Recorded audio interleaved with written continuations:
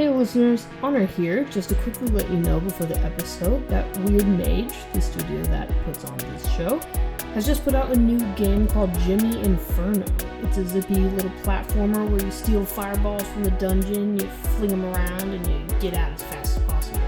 If you want to give it a play and let us know what you think, you can find it on our itch page or you can get there from weirdmage.com. Now, on to the episode. Sam. Honor. I want to have a civil war. Oh. Against you.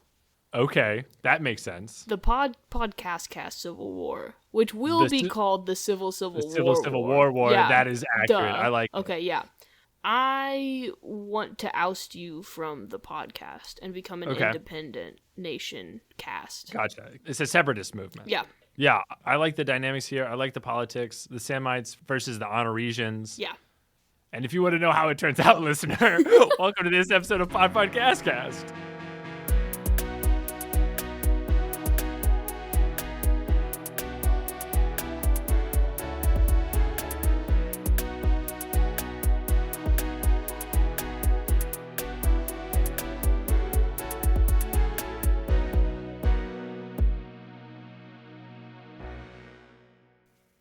Hello, and welcome to Podpodcastcast. It's a podcast where we talk about other podcasts. I'm Sam. And I'm Honor. Honor? You just told me to be quieter. And now you're barking at me. You're roaring like a ginger-haired lion. Is that what roars sound like to you? Well, you know, I'm stretching the words a little bit. Okay. To paint a picture. Okay. Do you feel like you relate to lions as you both have red manes? Sure. Definitely the more common thing is I've found that pretty much every redhead likes tigers to some extent. I think that might be people. I think you might be thinking of people instead of redheads. Tigers are cool. Yeah. So are lions. But I think it's more common for people to think a tiger is a closer color to a redhead than a lion. I would disagree with that. Tigers are yellow. What? Yeah, they're yellow, dude. What? You might need to get tested for color blindness. I gotta get my eyes checked. I actually can't see. Little known fact to the listeners. That's why you love podcasts so much. That's why I love podcasts. It's the only way I interface with the world. If someone, wants to give me directions, I'm like, no, please tell me a story. Yeah. How did you get there? Yeah, well, I don't like tigers because you go to the zoo, they're always sleeping because they're like nocturnal or whatever. I just went to the zoo like 2 weeks ago and it was up and walking around. So, wrong. You're losing this civil war. Which is a crazy thing to say if that doesn't make it in a cold open. Listener, if you don't know what that means, don't worry about it. I like that you made it sound like, oh, there's a way for you to find out. No, there isn't. No.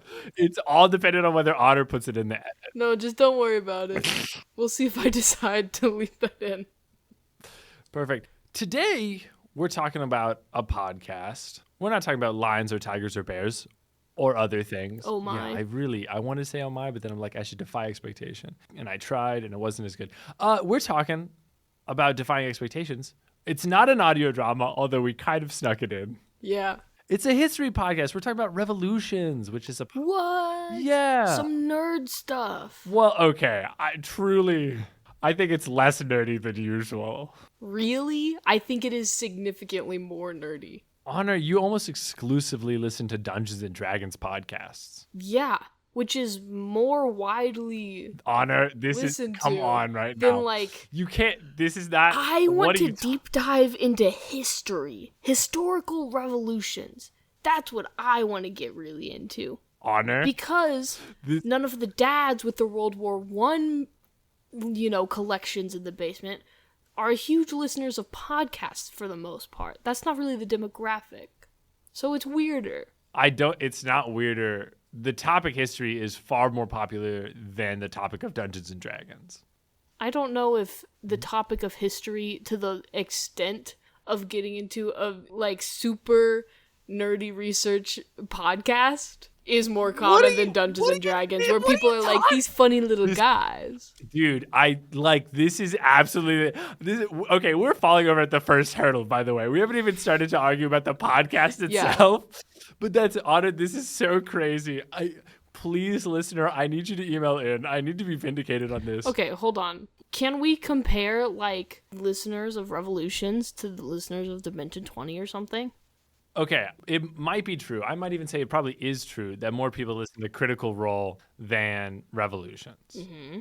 But as a topic, a historical topic, there's way more people interested in history than D&D. Yeah, and what I'm saying, that might be true. That is true. I think people who listen to podcasts about history, not as common. I'm speaking exclusively from within the realm of podcast listening, in which I think it's less common and more nerdy to be like, I'm going to go listen to a podcast about history than more average podcast listener base. I'm going to go listen to some kind of D&D podcast. All right, let's check it out. Let's see. Mm-hmm. Revolutions has 13,000 reviews and Critical Role has 10,000. Okay. But also, Critical Role streams on Twitch first. Just saying. Okay, I don't know what metric will satisfy you. None. JK. None. Those are pretty comparable, though. That's impressive to me. Yeah. It's because people love history. That's crazy. All right, so let's talk about this podcast. So Revolutions is a history podcast by Mike Duncan. Revolutions is about historical revolutions. Who could have possibly guessed? Who could have guessed? It's pretty straightforward. Mike Duncan before this made the History of Rome podcast, which is also very popular. I've actually not listened to the History of Rome podcast. I will do it maybe someday. But he finished the History of Rome. Like, he went through the whole History of Rome, and then he's like, well, I'm going to move on to a different podcast. And now he's like, I'm going to cover all the revolutions. So there are a bunch of revolutions that he covers. I guess just to go through them real quick. There are 10, to be precise. Honors got it. The seasons of the show are the English Revolution, the American, the French, the Haitian, the Spanish-American Wars of Independence, the July Revolution, the revolutions of 1848, the Paris Commune, the Mexican Revolution, the Russian Revolution.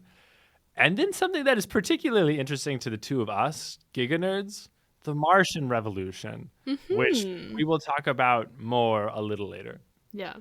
So it's a history podcast. I think it's great to spoil the ending. I think it's an absolutely fantastic history podcast. It's definitely good. I'll also spoil some of my ending. It's definitely good. All right. I think that's going to be contentious. Don't you like how I have to disagree with people even when they're agreeing with me? Yeah. Yeah, I was going to say, what? You didn't say it's great, okay? You didn't express the same magnitude, so... I was trying to give away less of my opinion. I see. You're positive. You weren't giving away the magnitude. Okay. Yeah, all right. Thumbs up. Not a rating yet. Be patient. We're on Riverside. Can I give you a thumbs up on Riverside? I don't know. Maybe. I think you can only raise your hand. I'm raising my hand in support. Thanks. So in a season of Revolutions, Mike Duncan is your guide through all the historical events that happened in that revolution. He gives you like the buildup. Here's the things that were going on at the time that are relevant. This is the main actors you're going to need to know. And then, all right, there's been an explosion. People are rioting in the streets and what is happening during all that chaos. And I think he does it in a really, really good way.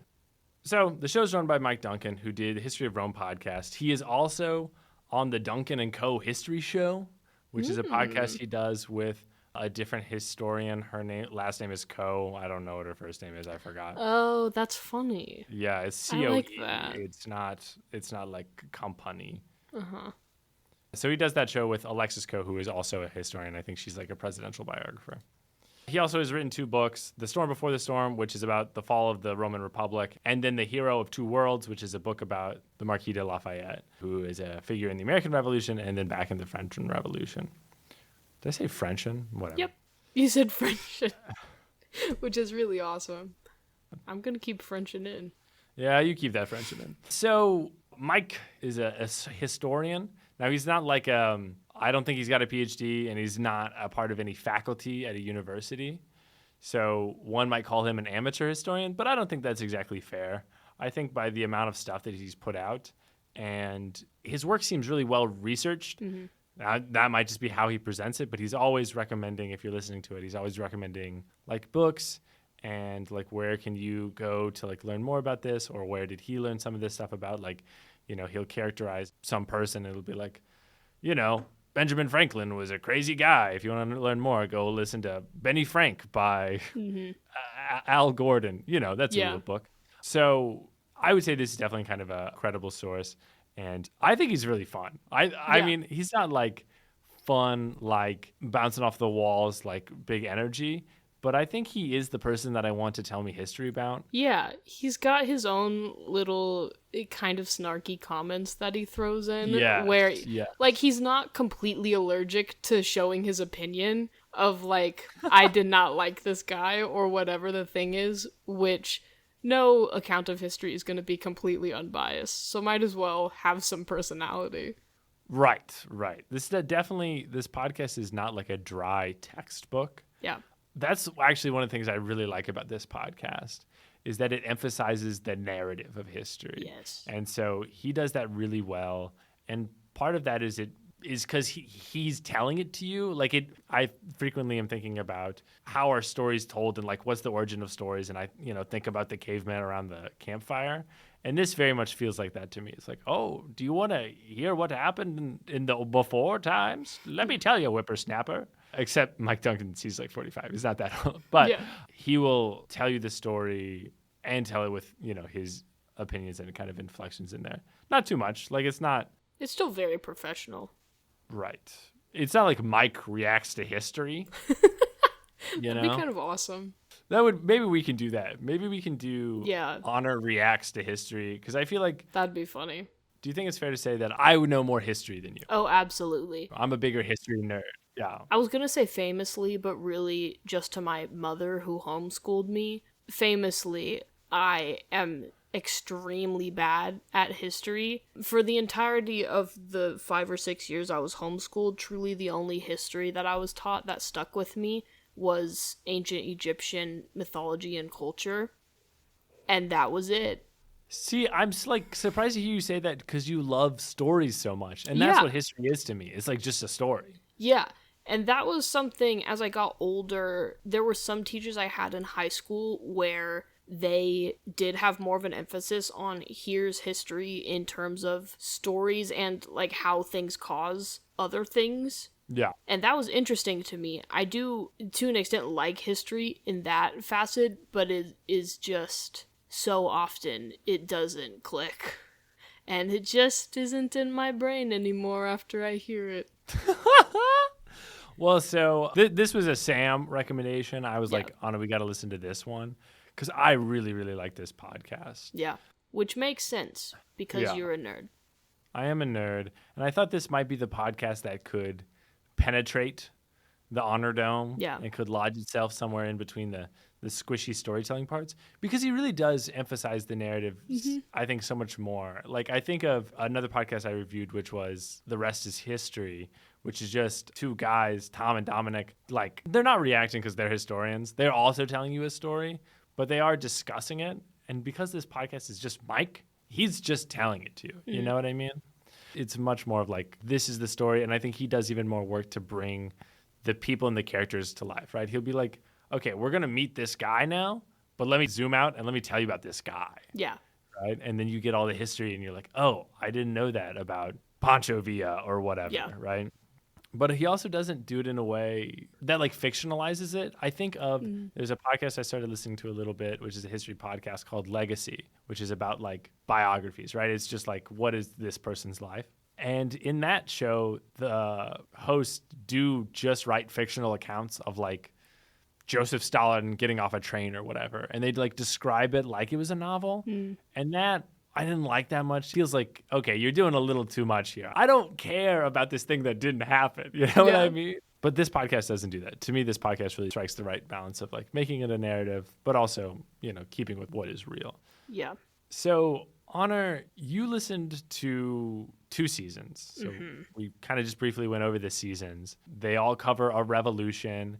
Each season is like, okay, here's the lead up. Here's what was going on at the time. And, here are all the things that result in what is almost always, here are all the things that get packed into this social powder keg. And then here's the inciting incident that explodes it. And that leads to all this upheaval, right? And eventually a revolution. Yeah. And then just to finish that up, Mike follows all that through. What happens after that explosion? Who comes out on top? what are all the results, and what do people call the, quote, end of the revolution, right? Because these are fairly arbitrary points in time. When does one thing start? When does one thing end? So that's kind of what you can expect as you go through here. Anna, you listened to 2 seasons. Mm-hmm. The first season you listened to was season 7? 6. Is that 6? Season 6 on the July Revolution. And Anna, that's one of the few I actually haven't listened to. Okay. And when you told me that, I was very confused. So what was your experience with that? Because I could also only imagine you were confused because not a lot of people know about the July Revolution, myself included. Yeah. So I was going into this, like we said, this was a Sam recommendation. I knew that each season went over a different revolution. So I was like, okay, I'm going to pick one that's fairly short because we only have so much time to get to all these freaking podcasts because we got so many to listen to. And so I picked what looked like maybe the shortest season, which was season 6 on the July Revolution. Which you did succeed on. It is the shortest season. Yeah, so I'm good at that. So I listened to that season, and I was expecting all of the seasons to be fairly self-contained. And I would say this was maybe fairly self-contained. Question mark at the end. Question mark? I love it. Part of the issue, I think, is that he has a different season on a revolution in France before that and one afterward. So there were points where it was like, this was an effect of the previous revolution that we already discussed. And I was like, well, I didn't listen to that one. And there would be things that would come up, and he'd be like, this would be eventually resolved later, and would come up again in this upcoming revolution that we'll get to in the next season. And I'm like, okay. That rocks. So let's talk about the history there for a little bit. So, Honor, what do you know about the French Revolution? So here's the thing. Yeah. Remember when I told you I'm really bad at history? I recall something to that effect. Remember when I told you I listened to season 6 of Revolutions? Mm-hmm. That's right. Yeah. So if you put those two things together, this is me being so honest, okay? And I need you to value this vulnerability. I am. I remember very little of what the events were. I will tell you, I had a good time listening to all of it. I remember during the process, I was entertained. I was intrigued. I was like, wow, this is cool information. That's interesting. Oh, it's crazy that they did that. Oh, that guy died? Wow. And it was a pleasant listening experience. And now afterward, I'm like, that is all super cool. What happened in the July Revolution? I know they were upset about monarchy. It's always about the monarchies.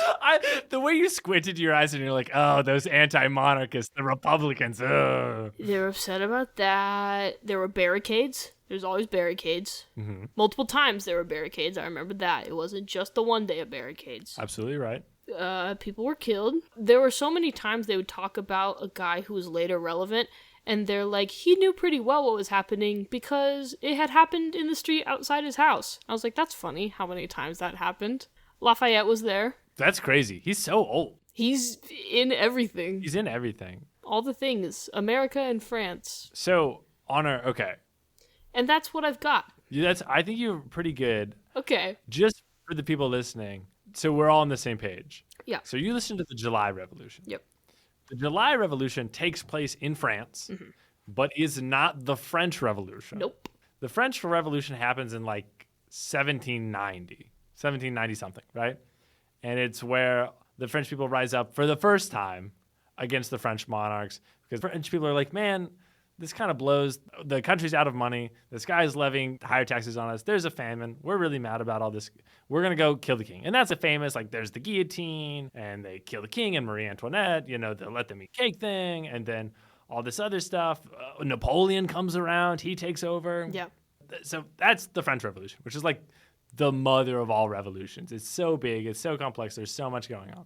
Okay, but the French Revolution eventually ends with Napoleon being, like, thrown out of France by all of the other European powers. And then the European powers are like, we're putting a king back in France. Yeah.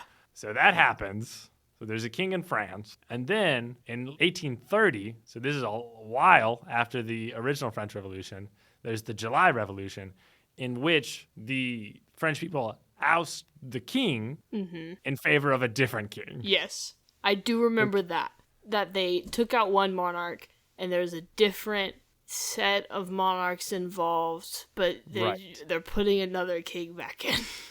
They get rid of Charles X, who's Bourbon. Yes. And they put in Louis Philippe, who is from the House of Orleans. Yes. Or Orleans. So you say all these names and I go, oh You're yeah, with it. I heard those. But if you asked me to tell you them, couldn't ever in my life. No, I think that's fair. Because also the history of France is messy, but also this is like a messy thing. Yeah. Well, Honor, you might know the July Revolution better as, actually, I don't even know if that's true. I was going to say this is the revolution that Les Mis is based off of. But It I is actually not. It's the next revolution that is Les Mis.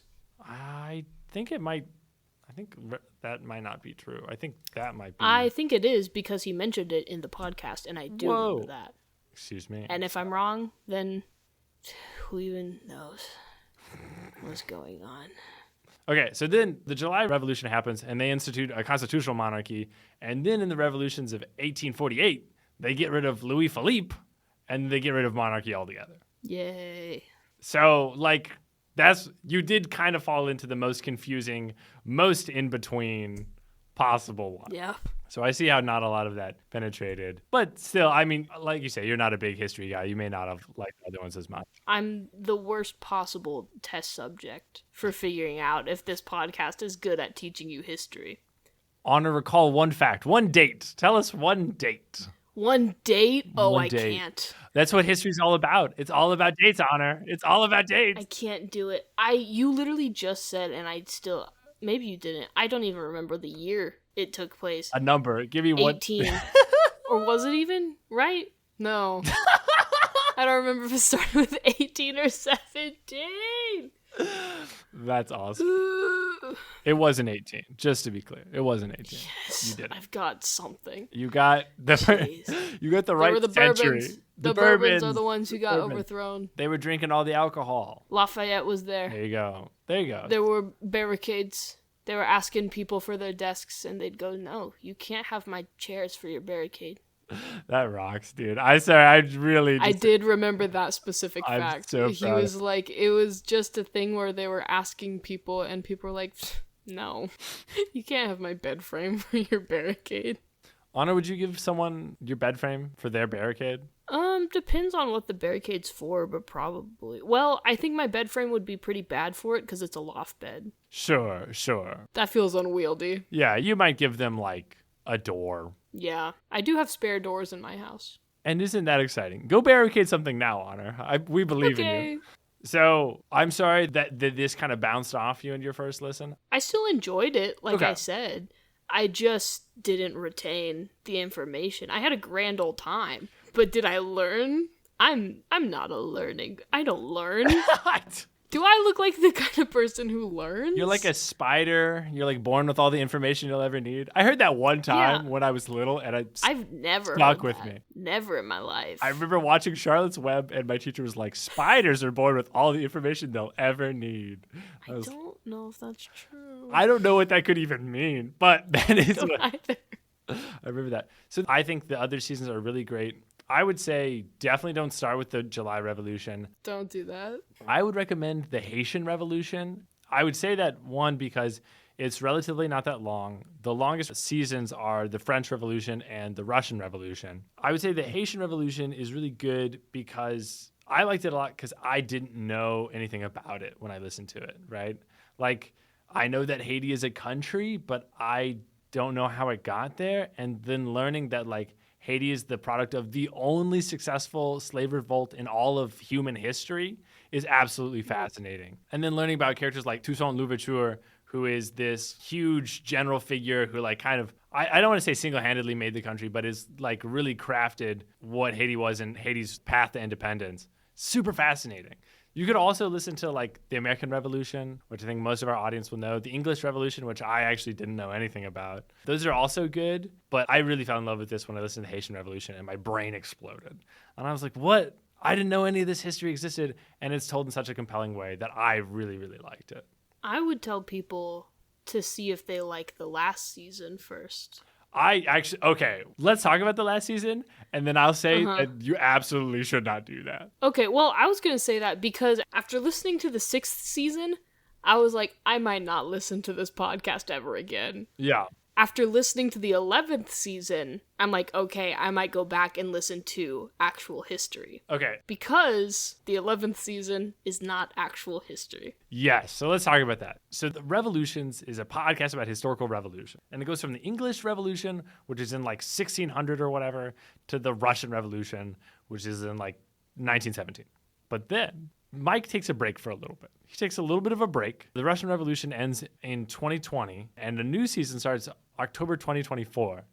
And that is the Martian Revolution. Yes. And when I listened to this, I listened to the first episode when it came out, and I could not believe what I was hearing. Because it's all the rest of it is like real, really good history. And then he's like, hello, everyone, and thank you for joining me on the Martian Revolution. I truly love that there's no, hey guys, I'm going to be doing this fictional project. Yes. He just goes into it, which is awesome. I kind of kept waiting for it to be like psych. You know, like I kind of kept waiting for it to be like, lol, gotcha. But no, it's serious. Yeah. I was like, what is happening? My guy's writing science fiction. It's true. I think he might have released an episode that was like, here's the state of the pod. And in that, he was like, I wanted to take a break. I was getting a little worn out, so I made this piece of fiction, and I hope you guys like it. I wanted to do other things. I wanted to do like the Irish Revolution and the Cuban Revolution and like the Algerian Revolution. But like, I don't know if I want to do those things anymore, so we're going to do this, and this might be the end. By the end of the podcast, he, I think, released another PSA and was like, no, it's okay. After this, we're going to keep going with other stuff. We're going to go back to more historical revolutions. But he wanted to get his fiction writing out. And some people didn't like it. I've seen the reviews. Some people were like, dude, I can't believe that he would do sci-fi garbage on the main feed. Well, that sucks. Yeah. Have some whimsy in your hearts. It definitely is a departure. And if you are like a History Channel dad, I don't know. This is jarring. I think if you had already listened to a lot of Revolutions and this is not the first time you've heard about it, I think it's definitely jarring. I could believe that. I thought it was really great. So I think anyone who doesn't like it is maybe a loser. Might be a loser. And just so you know, if you guys listen to this and you don't like it, does that actually mean you're kind of lame? Think about that. Think about it. Okay, so what does it mean to do a fictional history podcast? Because it's in the exact same format. It's not like an audio drama. Like, it's in the same format. Yeah. So the premise is he does it just like he does all the rest of his season. So he's like, here's the lead up, here's like the revolution, and here's like a little bit of the aftermath. And so here's the premise. Earth, in the later part of the 20th century, gets consumed with the climate crisis. Like, large parts of the world become uninhabitable and social structure like disintegrates. In the place of the modern nation state system, you know, where there's countries and stuff, we get the rise of the mega corporation. Mm-hmm. And so mega corporations de facto run the world. Like, there might be countries and stuff, but that doesn't matter. It's like 5, 7, whatever, mega corporations. And the biggest of which is Omnicore. And Omnicore becomes so wealthy because they discover, what is it called? Flaxseed? Hydronium? Phos 5? Phos 5. They could discover, thank you, discover an element called Phos 5, which makes abundant, clean energy. And that's what society needs, right? Just a little note here. Mike always does these like, read this book. But when he talked about Phos 5, it's like amazing, clean energy. He references a book called Suspending Disbelief. Yeah. And I was like, I see what you did there. Because at first I didn't. I was like, it's not a real, I see. That's a message to me. Yeah, there's several of those little things he does, especially with those fake resources that he quotes that I really loved. Even stuff where he's like, and I swear to you, I'm not making this up.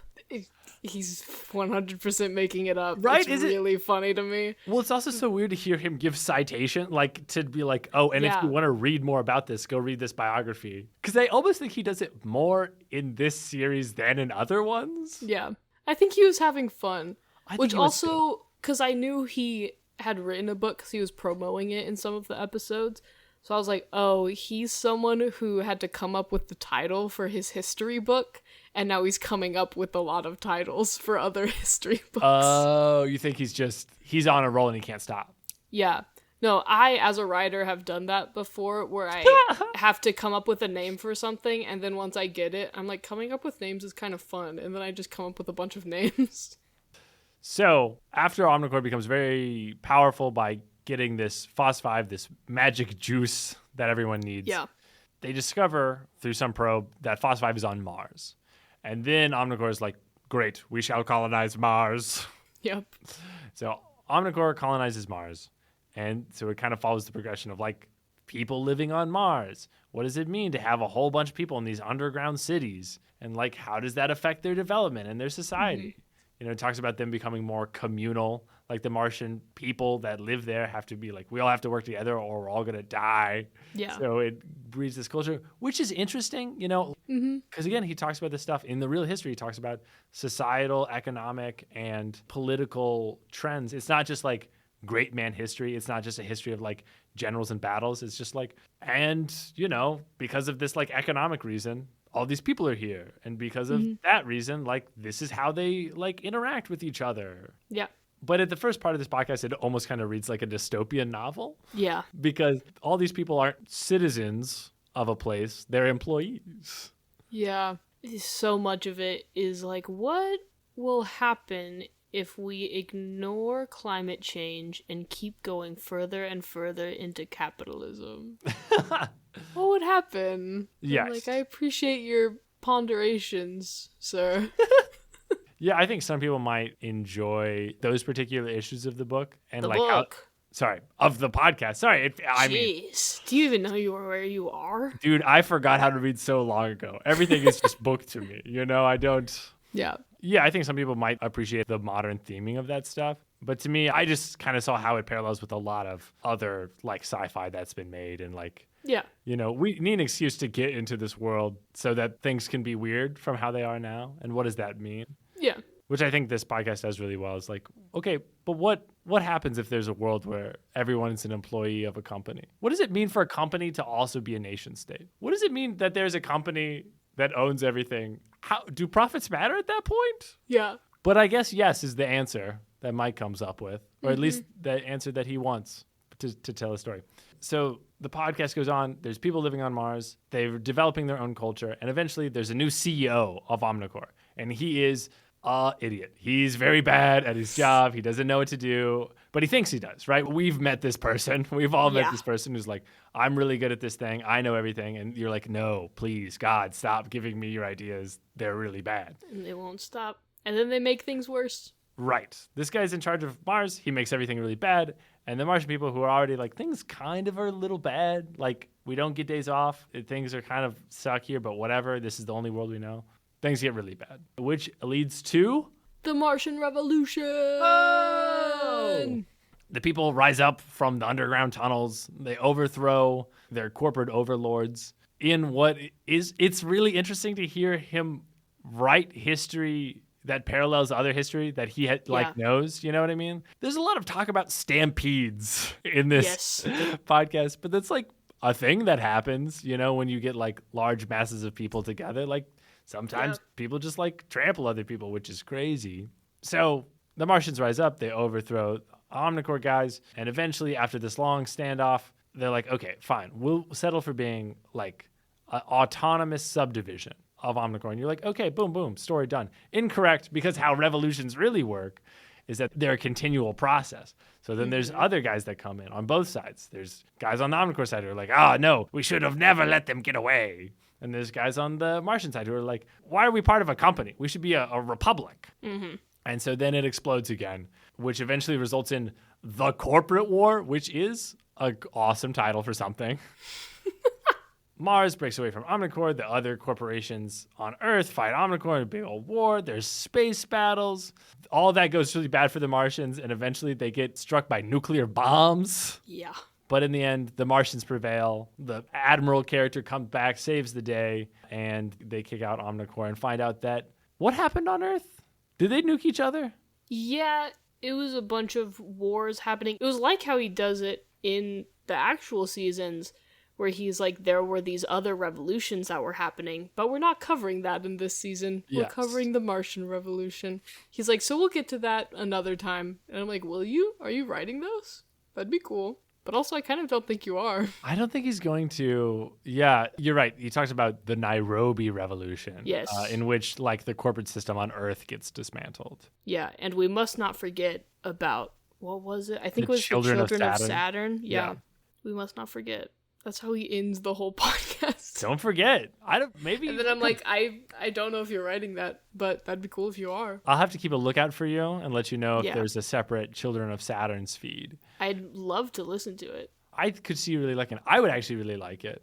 So that's like the overarching plot. Of course, there's so many, like, this is what, 20-something episodes? 29 episodes, and there's so many characters you get introduced to. You get introduced to Mabel, first president of Mars, and you're like, oh, that's interesting. She's kind of almost a George Washington character, but then, you know, like real history, no one's actually George Washington except him. He's just the GOAT. There's Ferdinand Callahan. What is that guy's name? He's the head of the Martian Guard, and he overthrows the government, and he's actually kind of a paranoid psychopath. Yeah, I don't remember.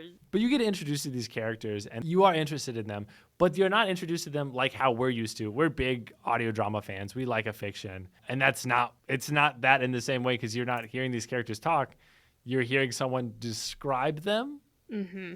And be like, here are the records that exist to inform what we know about them. Right. It's not just this narrator that does know everything about them. He's like, what would records reasonably have? Yes. It reminds me of the end of 1984. 1984 is a dystopian novel, and at the end of the book is like an addendum, which is basically like, this whole book is an account of this time gone by. Like, the world is not dystopian anymore. Mm-hmm. And like, it's kind of like an academic, like, here's how to read this fictional piece of history in context with the rest of with the fictional present. That's kind of what that whole style reminds me of. Honor, I'm really, really interested to hear what you think about this, because you're not a history head, but you said that you might go back and listen to history. So how did this make you feel? What is the thought here? Yeah. So I think this is a really interesting piece of fiction and just media. There's definitely a part of me where my communication and digital storytelling wheels start spinning in my head, that I'm like, this is such an interesting little thing I could sink my teeth into. But as far as influencing me to be like, maybe I'll go listen to more of this history podcast, it definitely helps that even though he does hint at things that, like he normally would, he's like, oh, but that's a different revolution. I'm not going to get into that right now. Because it's a piece of self-contained fiction, it's never actually something that's important.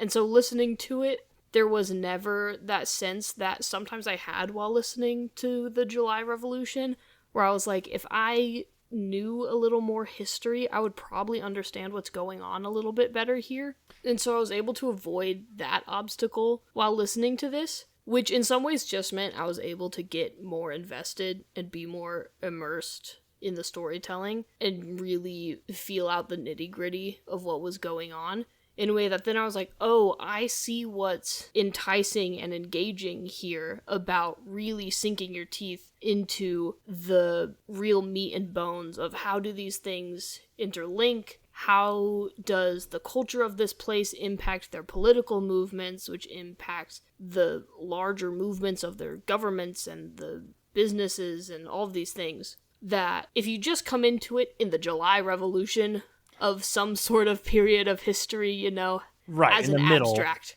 In the middle, when there's all these things going on, you're not there yet. It can be difficult to, like, figure out what's the enticing thing, I feel like. Which is why I'm like, if someone wants to figure out maybe getting into this podcast, maybe start with the fiction thing, where you can kind of go through the process of falling in love with historical storytelling without having to know any history to not feel like you're coming from behind. Yeah. One, I like that you were punching your hand while saying that, as if to illustrate this is what you have to do to history. You got to smash it. Yeah. You got to break through. I see what you're going with. Okay, now I would say I would give the opposite recommendation. That feels crazy to me. Because the Martian Revolution is totally different. And I think it makes sense for you, someone who is likes fiction a lot, and is interested in different kinds of stories, how to tell a story.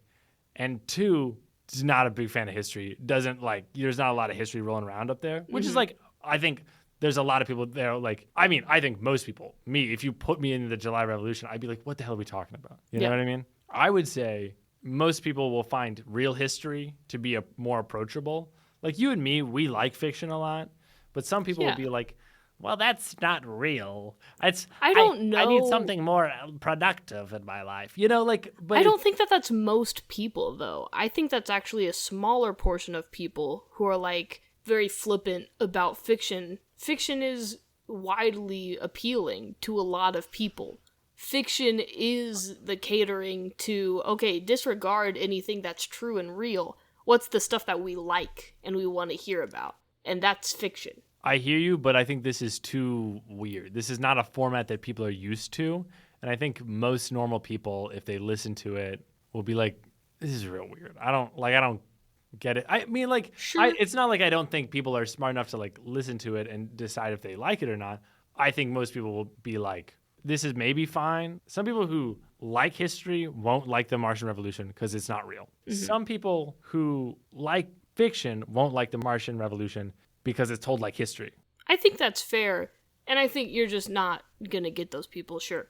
But I think there's probably a lot of people like me who aren't super into history that if we recommended that they go jump into one of the real nonfiction historical seasons, they might have a couple more obstacles than if we say, this is an interesting piece of fiction that is in that same style, and like I said, can kind of show you the things that might make you fall in love with history, and then you can go listen to the history. But I think there's definitely people out there who are like me who might like science fiction more than I would necessarily seek out historical podcasts. Yeah, I think those people exist. I believe you're real, Honor.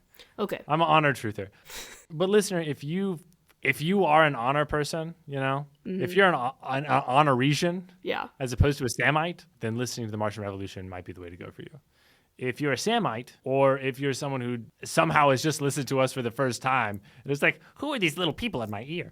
I would say if you're interested in history, or even if not, I would start with the Mexican Revolution or the Haitian Revolution. I think the Mexican Revolution is pretty separate from all of the other ones. The problem with a lot of these revolutions is that they're French.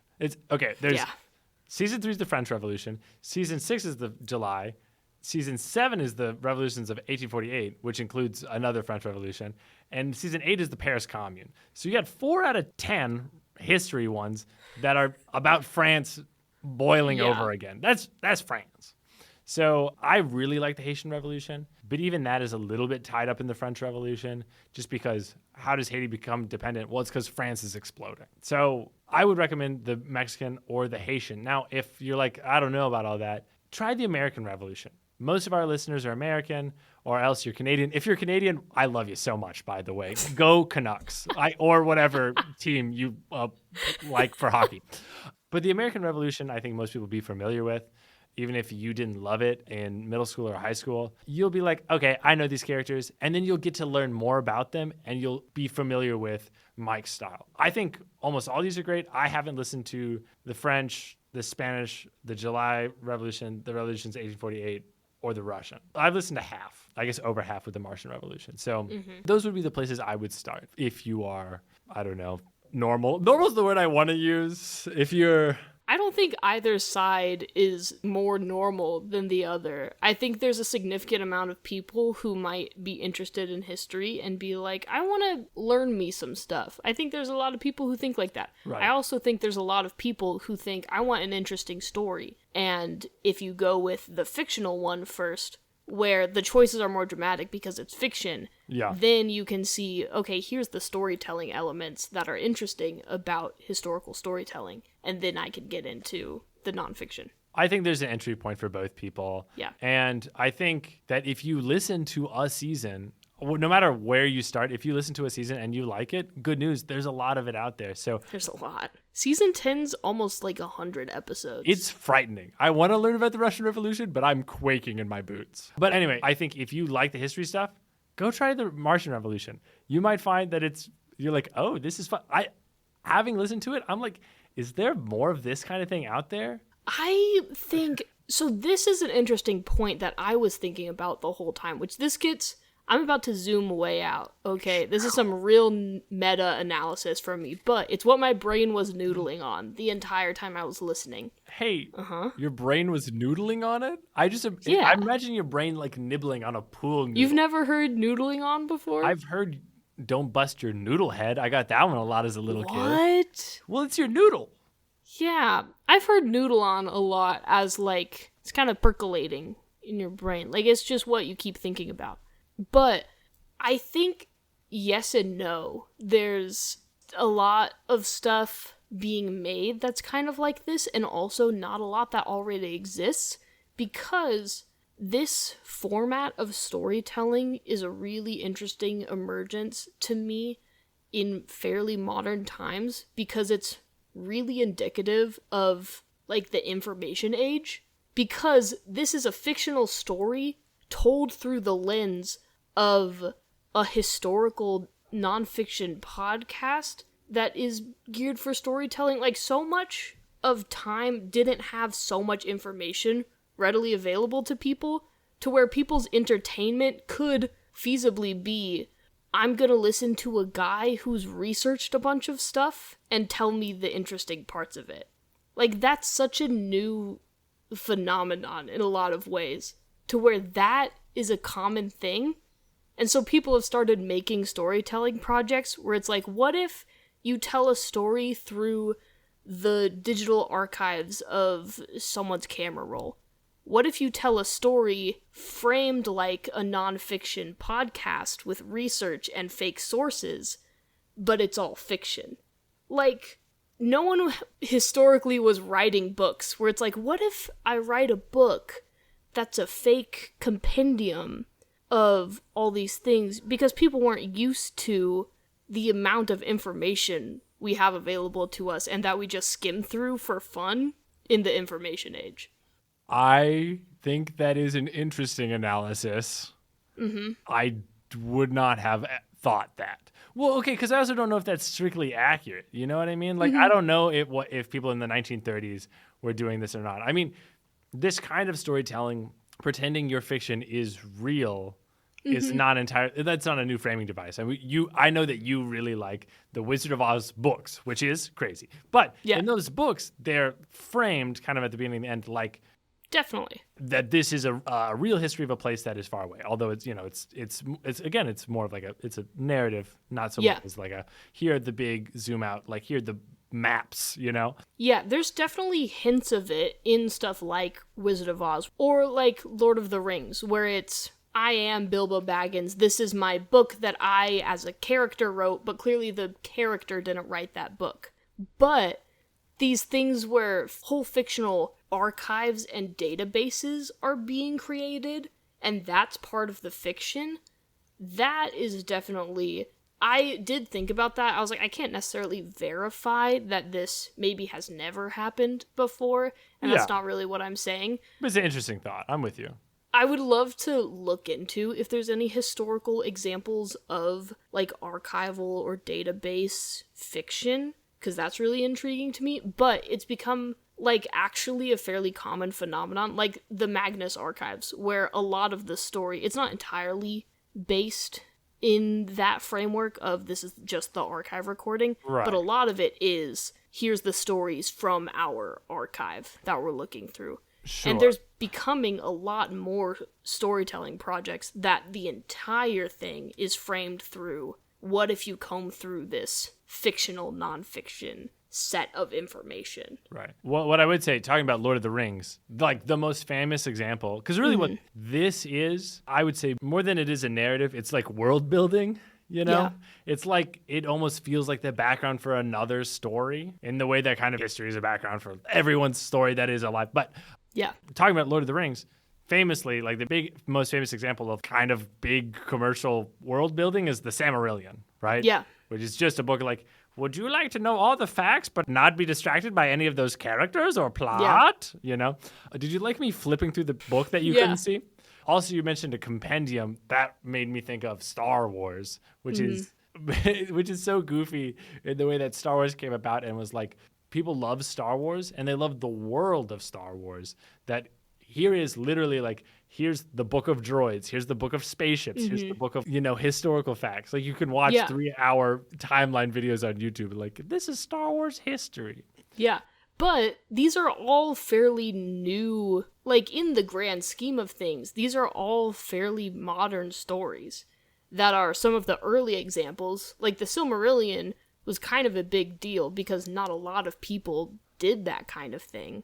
There definitely were people doing it, but that wasn't like a common thing, and it's becoming much more common and in much more, I almost want to say thorough fashion, where I have seen stories that are entirely based up of not someone being like, let me write a book that's compiling all this information for you, but there are storytelling video games or digital projects where it is just, here's a bunch of files on like a fake desktop, and now you come through it, and that's part of the story, which gets a little closer to kind of what I think this podcast does, where it's not like someone took these historical resources and is like, let me write a narrative in a standard way. No. It's like, let me present it as a nonfiction thing, as I'm referencing the Martian Archives, which is this awesome project, but it's not a real project.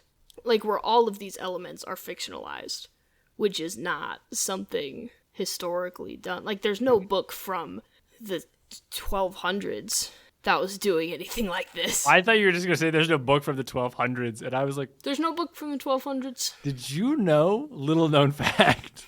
Yeah. Yeah. I think it's interesting. I think we find this interesting in different ways. I would be, as a guy who likes history, as a guy who likes to learn about history and can just ogle over a Wikipedia page about some niche history, I would be interested to hear more of this well-produced, well-executed, world-building, fictional history, because I'm interested in history. I like the way that to understand how the world relates, how the world moves, how big players change outcomes, and it's like stories at the biggest scale, right, is usually how we think of history. But even like small histories, like how the history of that town is. Anyway, I think that could be, as also regrettably a big nerd, big D&D fan, Yeah. I love world building. I love to know how the elves invaded Gondor. Like there's a horrible, wonderful, nerdy part of me that is really interested in that stuff.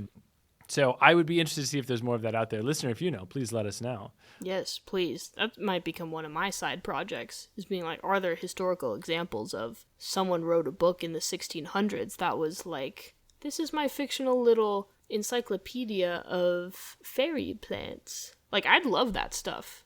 That's one niche little fact about me, is I love looking at not historical fiction, that is historical fiction, right, the genre, but fiction from history, past, and seeing how storytelling has changed in those ways. Also, you said, let us know if there's, if anyone's ever made up, here's my fake little history.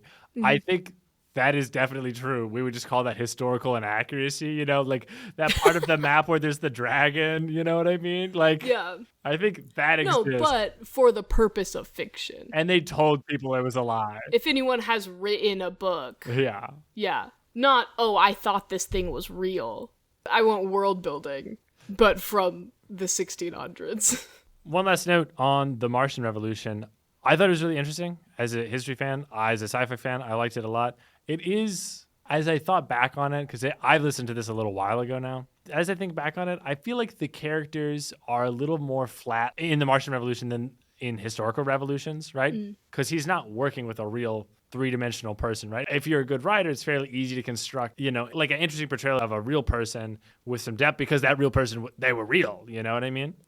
Even if they were almost a caricature, that's interesting because they were real. Whereas I don't think the Martian Revolution does a bad job at making characters, but there is a little bit like what was Jose de Calderon, the main bad guy? Yeah. Who's this kind of dictatorial maniac. What was really his motivation other than like a weird prejudice? Not that much, he's not like Stalin. You can't go back and be like, his dad beat him or whatever. Like he could, but I think, that's a lot. That just didn't happen here, and it's a lot harder. And I get a little bit of a sense, just a little bit, that Mike may not have wanted to overstay his welcome, with this a little bit of a self-indulgent foray into fiction. I mean, I say that, and this podcast did take almost a year. So I don't know how close that is to true, but I don't think he did overstay his welcome at the least. Yeah. He didn't go back and here's the backstory for every single character. But there, I think, is a little, the characters are a little more flat. He's not used to writing fiction.